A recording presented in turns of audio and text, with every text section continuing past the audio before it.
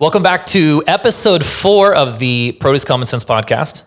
You know what to do if you're liking what you're seeing, what you're learning, and what you're learning along with me. Hopefully in the previous episodes, you've heard things that have opened your eyes or opened your ears to a different perspective about produce, about ingredients, about the process of agriculture, just even maybe your political views as well.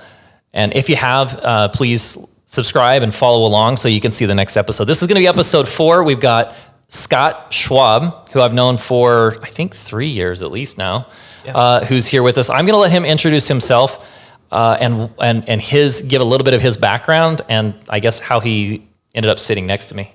Thanks, Shay. Big fan, and appreciate all that you're doing and the voice that you have.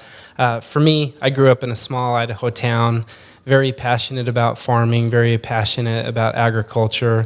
And where Shay and I collided was within the hemp or the CBD space.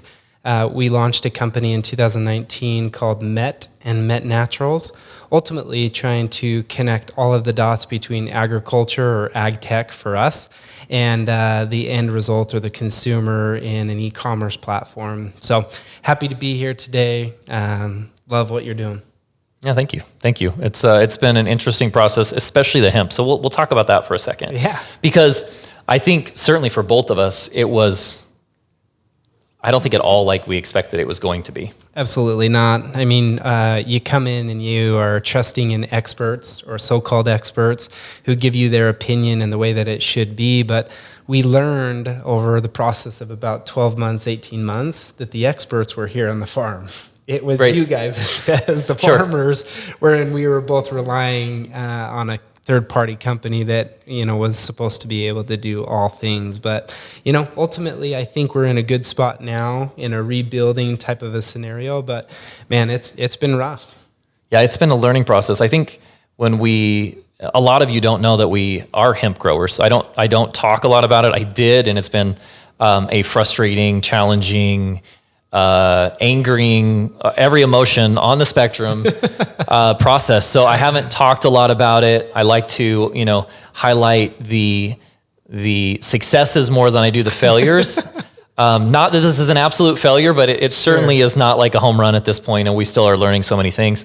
So you haven't seen a lot about it, but we have been there from the beginning. I think we surprised a lot of people in how fast, not just us, but in general, how fast agriculture can scale and do things when we're asked to do so. But unfortunately, because it really came out of the black market, at least a gray market, to such an extent, there were a lot of players that were both operating unethically and really didn't know what they were doing. But there was a lot of dollars behind them. So, it kind of goes back to, like I tell everyone, that the challenge that I saw with hemp was all the VC money, the venture capital money that was part of it. So everyone they were kind of camouflaged by this facade of good marketing and just a good presentation. I mean, their pitch decks were really good.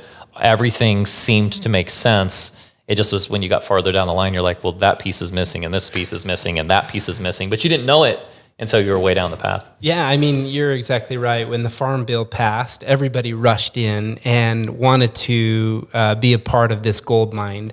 And one of the challenges is just like you said, there was an announcement, but there was no plan. There was legitimacy in a hemp plant that was grown really heavily back in the 1920s, 1930s, but because of legislation, it kind of fell into the category of a controlled substance. And so the players who emerged, obviously, when the Farm Bill passed, right, they weren't the best players. But I do think that that's kind of leveled out, and we're really seeing the true aspects of what the industry can be. Yeah, absolutely. And I think what we're seeing today, like with the relationship between our farming operation and Mett Naturals, is the effort to do everything the way that we imagined, like the way we thought it was going to be in the beginning. But instead of being part of or working with all of these other people to accomplish that, we kind of had to invent the entire process from start to finish, right? Yeah, you're exactly right. And I mean, to point that out, anybody who's thinking about getting into the farming side of hemp, you really have to have a lot of things aligned. For us, we're very lucky to have Hawaii Produce and Shay and the whole family as a part of our operations, ultimately because you already have best practices built in. You already have that in every single field. You already have testing. You already have the verification process. And so it's already built into what we enjoy on the product side to our customers, which is total transparency, total simplicity, and the purity aspect. You won't find a better farm, in my opinion, than Hawaii Produce. Well, thank you. Yeah, I mean, we try and, well, with onions or with asparagus or with watermelons or with CBD and hemp, it's the same idea. We're trying to put our best foot forward, be transparent. So I'll make sure that I get more videos out on hemp again. Though they're out there. If you go look in past videos, they were there.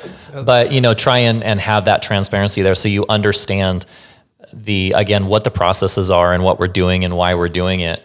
And ultimately it's to create something that the consumer wants. And that's a lot trickier than a lot of people realize. I'm going to go back to onions for a second. You think, okay, onions are just super simple. Like, how many different things can you really do with an onion to satisfy the need of the consumer? And I have Angela, who's worked in sales now for 6 years, I believe. And she came from software. And she's like, she says this all the time, how complicated? Like, you guys make produce as complicated as you possibly can. Like, the software, she's like, software's got all of this, you got to build the software, you got to sell the software, you got to maintain the software.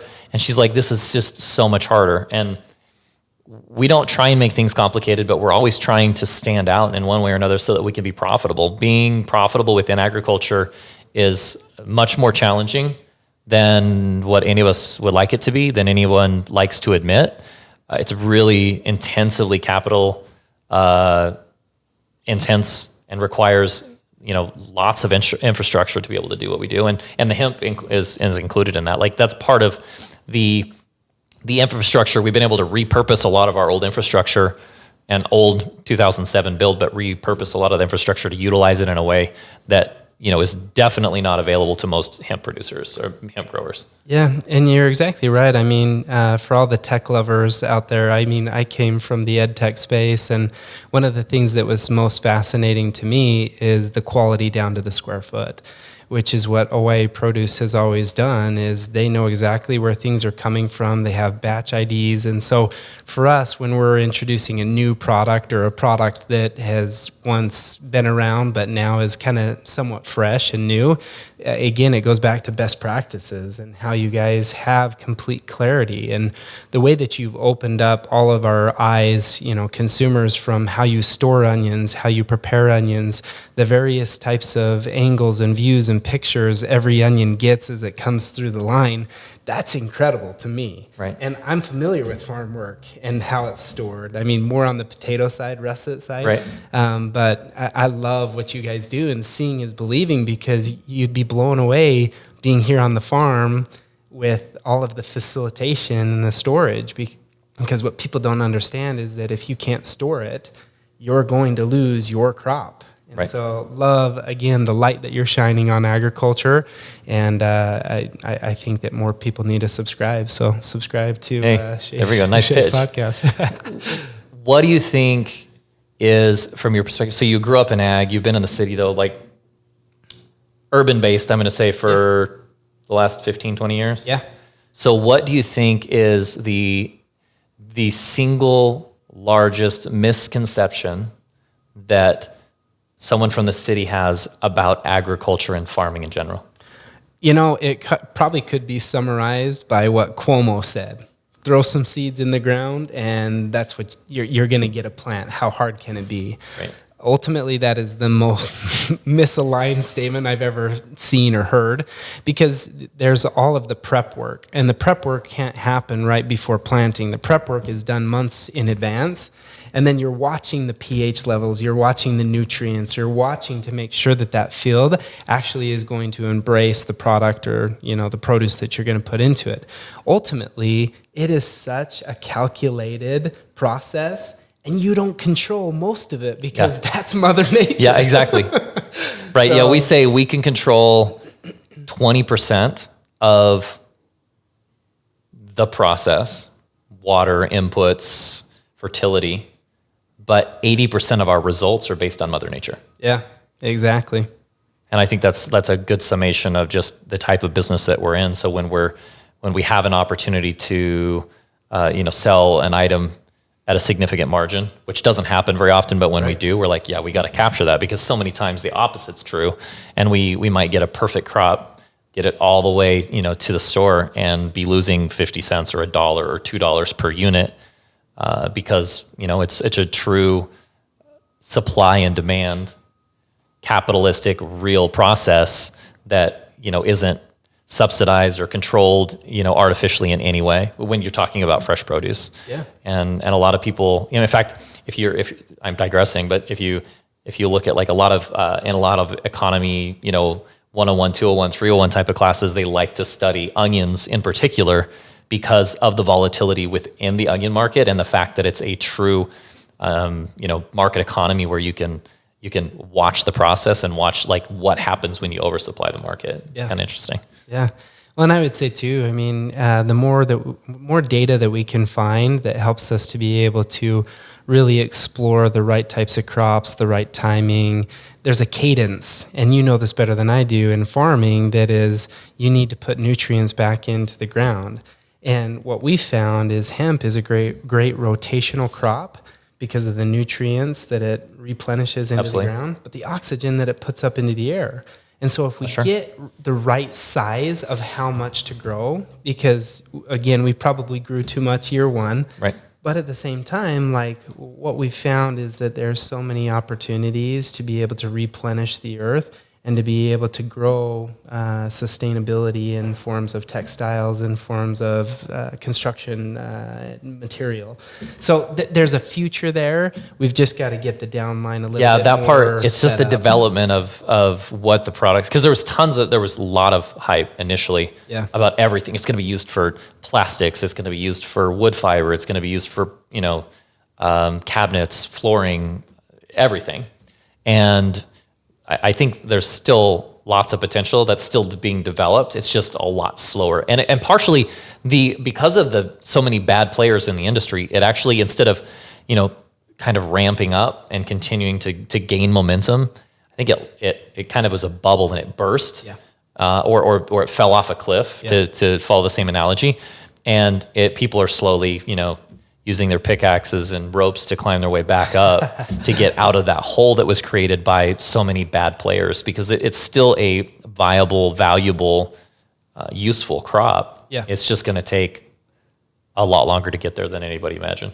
Yeah, and you're right on. I mean, the more and more tests that come out, I mean, I've seen tests that show that hempcrete is 10 times as strong as concrete. Right. But the other cool things about it is you're lessening your carbon footprint, and you're cheapening the cost of cement mix.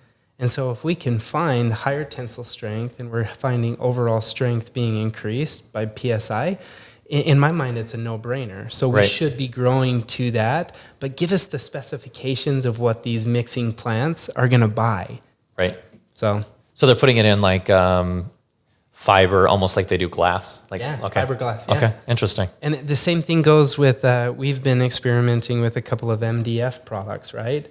And so you're taking all of that like hash or the hurd inside of the stem and stalk, and you grind that up and you're pressing it, and with a resin glue, you're getting it to a solid state.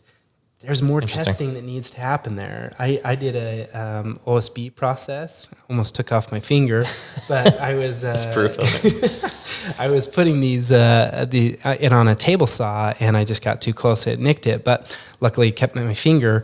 But the OSB, when you stack the hemp, across each other, and then bake it, and then put it into a resin, man, that stuff is as strong. It is so strong. And so we're very hopeful that there's things with hemp wool, hemp wood, hempcrete, but again, those things need to be a little bit further developed. So tell people how they can find you, follow you, and a little bit more on your background of what you're currently doing outside of Mett Naturals. Yeah, thank you so much. So you can find us at Mett.Naturals, and we're on Instagram, Facebook, LinkedIn. Me personally, probably my biggest platform is on LinkedIn. But ultimately, I want to see the technology that we all have been developing for the last 20, 30 years to really embrace systems or processes that could be improved simply through documentation and data. I think that we can become better at what we do by taking our end consumer product and tying that back all the way to the full panel that was done on the dirt. Right. And then on the seed and the genetic. So we're getting genetics. And if we can, well, let's take that all the way through so that the phytocannabinoid that we grow here on the farm is matching with the endocannabinoid system within each of us. And the cool thing about that is the endocannabinoid system, your DNA will tell you what you're deficient in.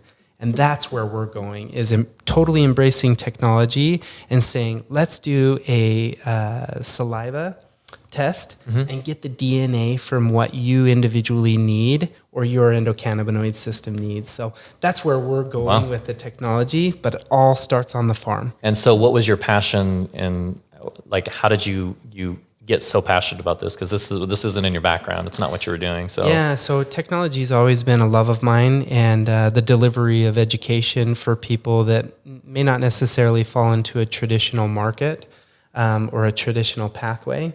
I was really interested in non-traditional education, and because of that, started really heavy in the tech space, and then the tech space, as I looked at farming hemp, they aligned. So kind of the same thing. I mean, it was non-traditional, right? So you had your doubts about the traditional or common practices, I guess. That introduced the doubt or the interest in exploring something new. Yep, you got it. All right. Well, thank you for being on with us.